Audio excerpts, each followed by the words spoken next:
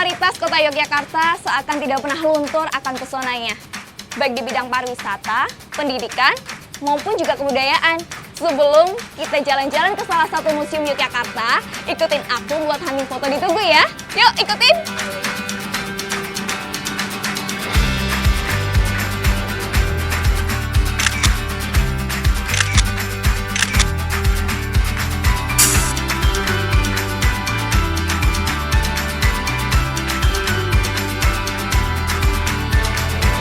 Indonesia adalah negeri dengan keragaman budaya yang tak terhitung jumlahnya. Keragaman budaya di Indonesia terbentang dari Sabang sampai Merauke. Karena jumlahnya yang begitu banyak, harus ada upaya-upaya yang mencatat dan mendokumentasikan semua budaya yang ada di negeri ini. Supaya kebudayaan tersebut tidak hilang di telan zaman, dan juga supaya generasi yang akan datang masih bisa menyaksikan keragaman budaya di Nusantara tercinta. Salah satu upaya pelestarian budaya itu adalah pembangunan museum-museum yang tersebar di berbagai daerah. Salah satunya adalah Museum Sono Budoyo yang terletak di Provinsi Daerah Istimewa Yogyakarta.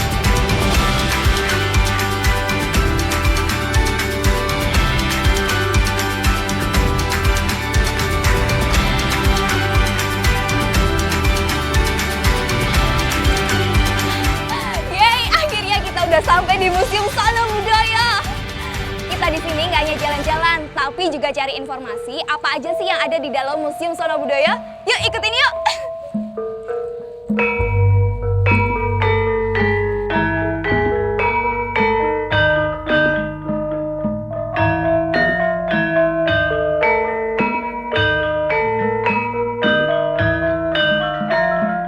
Mbak, ini gimana sih sejarahnya tentang Museum Sono Budoyo tuh? Museum Sono Budoyo ini kebetulan salah satu museum yang tertua di Indonesia. Dia berdiri tahun 1935. Jadi memang sejak masa Hindia Belanda ini sudah berdiri. Yang menginisiasi adalah Java Institute, Mbak, untuk berdirinya museum ini. Kalau untuk apa ya, arsitekturnya gitu? Kalau arsitektur dari bangunan museum sendiri yang di ruang pamer itu kebetulan dibidani oleh Thomas Karsten. Jadi memang beliau ini arsitek yang cukup terkenal di masa Hindia Belanda dan termasuk juga planologi. Jadi dia membangun tata kota Malang juga. Memang. Selain nih Museum Sono Budoyo ini untuk menyimpan koleksi, sebenarnya tujuannya ada apa lagi gitu, Mbak?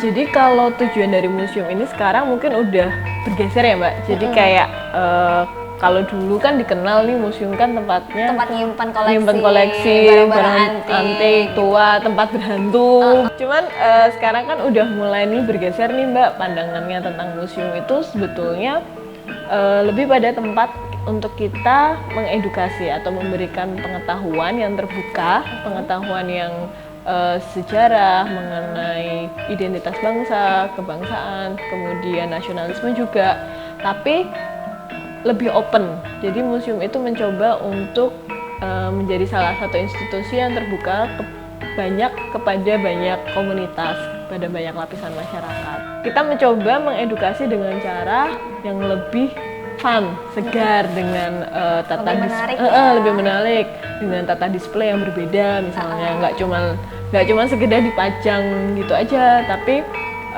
ada cara-cara trik-trik khusus nih caranya. Dan udah dikombinasi dengan elektronik dan teknologi yang sekarang gitu ya. Iya, jadi kayak misalnya ada animasi, video mapping, kemudian ada touchscreen tadi mungkin udah. Iya, aku tadi kan sempat ke Museum Sono Budoyo yang pertama nih, yang di Min 1. Itu juga waktu aku nyentuh itu juga udah keluar cahaya dan suaranya. Aduh, kaget aku.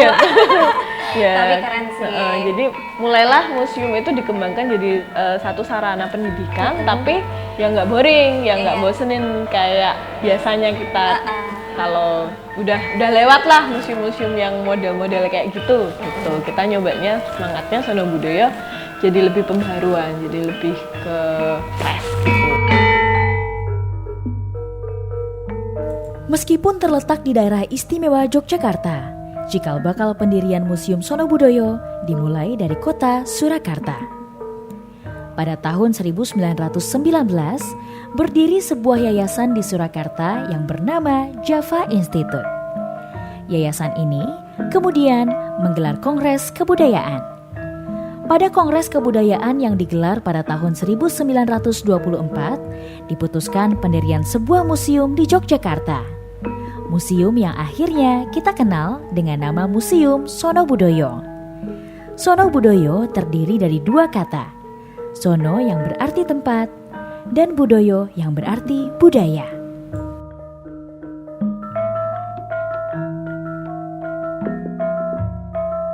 Terus kalau untuk koleksi-koleksinya ini sumbernya dari mana aja sih Mbak?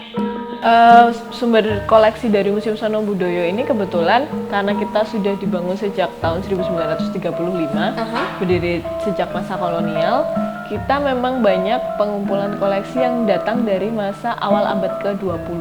Jadi emang udah tua banget usianya. Dari awal abad ke-20 itu dulu nih penggede-penggede atau penggawa-penggawa museumnya itu mengumpulkan banyak barang, mulai dari topeng, keris, kemudian batik, kemudian ada beberapa barang etnografi, koleksi arkeologi juga ada, dan itu dikumpulkan oleh Java Institute tadi yang menginisiasi Museum Sono Budoyo dan kemudian menghibahkan ke Museum Sono Budoyo ketika berdiri di tahun 1935. Dan selain itu juga seiring dengan berjalannya waktu kan dari tahun 1930-an itu kan udah panjang nih sampai hari ini kita banyak koleksi itu juga datang dari bantuan dari lembaga lain, instansi lain, misalnya BPCB DIY, kita ada peminjaman koleksi, kemudian ada hibah masyarakat juga. Jadi banyak masyarakat yang memang kebetulan misalnya berpartisipasi juga berpartisipasi untuk memberikan, ada banyak koleksi sih lumayan cukup banyak seperti keris misalnya, jadi kayak ada warisan dari bapaknya atau nenek kakeknya, mereka merasa tidak bisa merawatnya, jadi kemudian memutuskan untuk diberikan itu ke museum. Jadi lalu kita ada kalau museum ini diresmikan yang benar-benar dibuka untuk umum itu sebenarnya dari kapan sih Mbak? tahun 1935 itu. Itu udah dibuka untuk umum? Ya, udah dibuka untuk umum. Memang sudah sejak lama dibuka untuk umum. Berhenti sebentar gara-gara ada perang kemerdekaan 1945, misalnya ada agresi militer seperti itu. Tapi selanjutnya memang terus berdiri sampai hari ini. Keren-keren. Menurut beberapa sumber, Museum Sono Budoyo menyandang predikat sebagai museum dengan koleksi terbanyak nomor 2 setelah Museum Nasional yang ada di Jakarta. Koleksi yang ada di Museum Sono Budoyo mencapai ratusan ribu. Seluruh koleksi di Museum Sono Budoyo dibagi menjadi 10 jenis seperti geologi, biologi, seni rupa, arkeologi, dan lain-lain. Semua koleksi itu dikelompokkan ke dalam ruang-ruang tersendiri. Hal ini untuk memudahkan pengunjung yang ingin mengenal lebih jauh tentang kebudayaan Indonesia melalui Museum Sono Budoyo.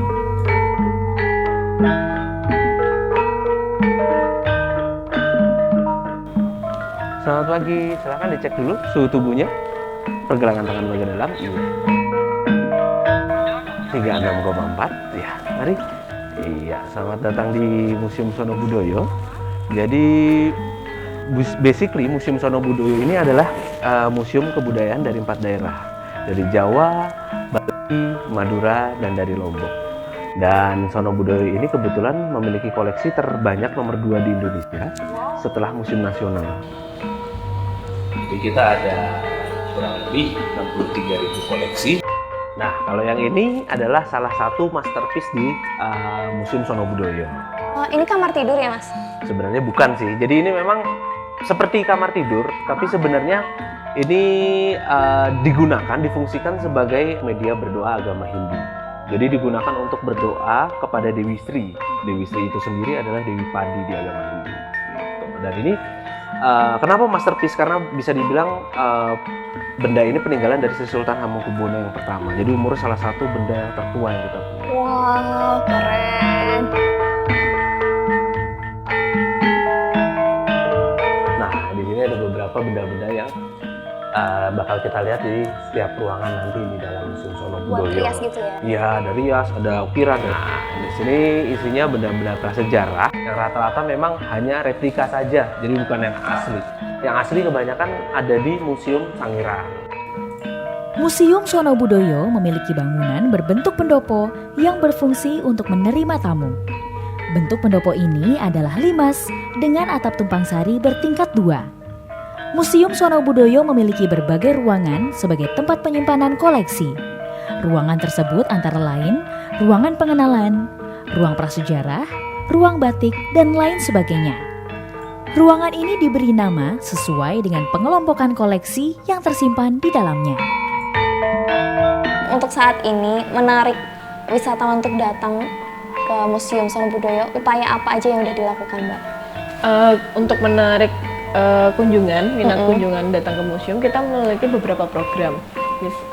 Misalnya sebelum pandemi, kita ada beberapa program wayang durasi singkat. Jadi ada pertunjukan wayang, hanya 2 jam aja udah bisa lihat wayang pertunjukan kulit. Kemarin kami sempat di 2020 sempat launching untuk pertunjukan wayang topeng Panji. Jadi wayang orang, Wayang wong ya, wayang tarian wong, ya. tarian. Kemudian sempat kami ada bioskop, cuman masih tutup selama pandemi ini juga belum, tapi akan segera dibuka. Buka lagi.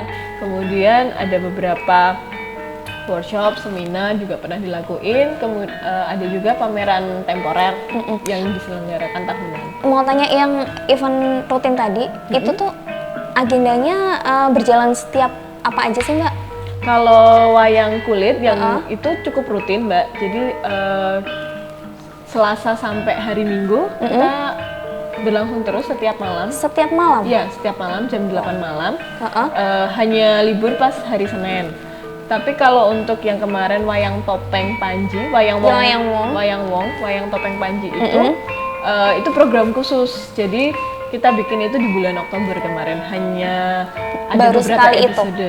Iya, baru sekali itu. Dan antusiasme penonton waktu itu cukup banyak ya? cukup tinggi. Sayangnya harus dibatasin karena COVID. Jadi hanya ada penontonnya 20 maksimal.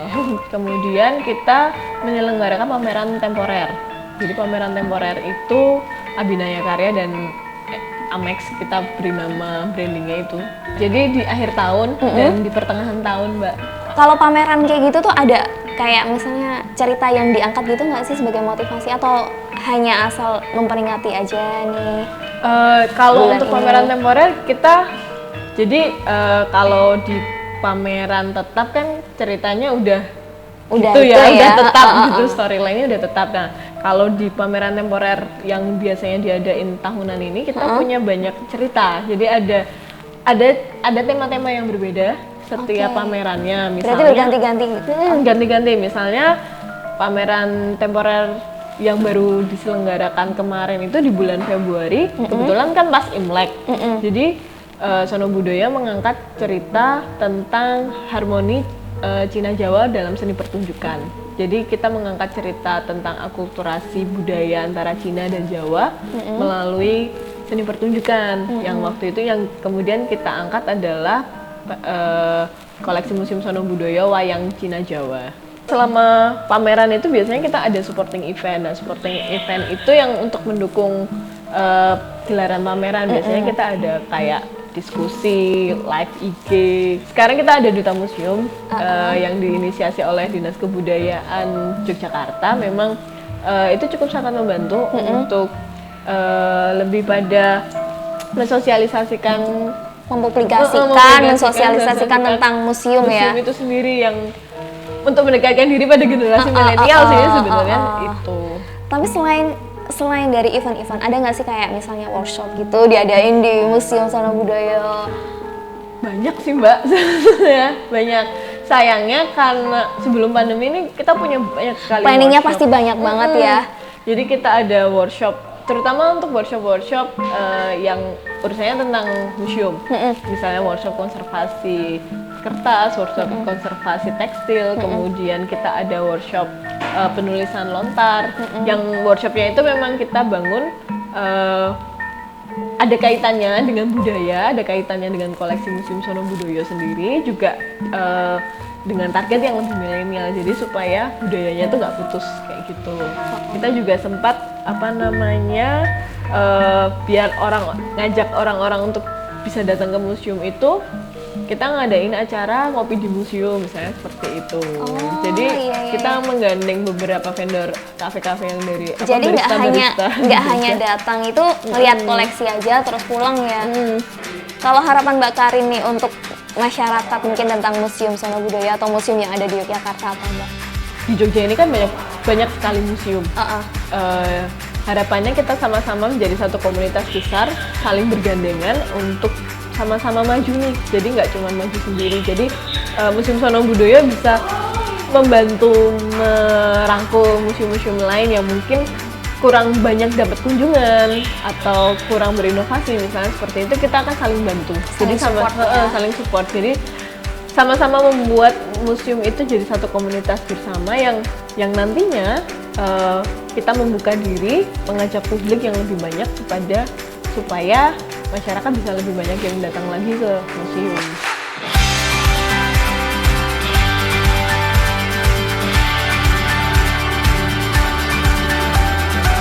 Museum Sono Budoyo memiliki peran yang sangat penting dalam pelestarian kebudayaan Indonesia. Peran yang sudah sepatutnya didukung oleh siapa saja.